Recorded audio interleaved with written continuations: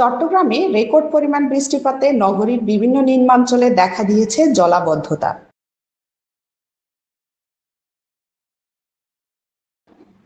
পানিবন্দী হয়ে পড়েছে হাজারো মানুষ।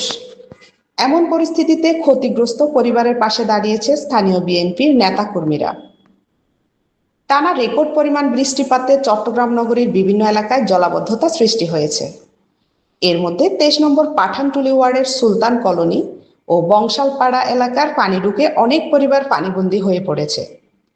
দুর্ভোগে পড়া এসব মানুষের সহায়তায় জরুরি খাদ্য বিতরণ কর্মসূচি গ্রহণ করা হয়।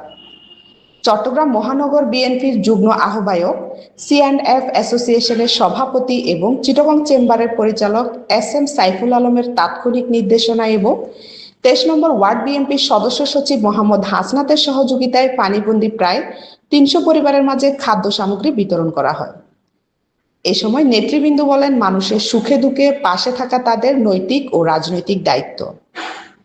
দুর্যোগের এই সময় দলমত নির্বিশেষে সবাইকে একে অপরের পাশে দাঁড়ানোর আহ্বান জানিয়ে তারা সকলের কল্যাণ ও নিরাপত্তা কামনা করেন। পাশাপাশি মহান আল্লাহর কাছে দেশের মানুষের সব ধরনের দুর্যোগ থেকে হেফাজত করার প্রার্থনা করেন।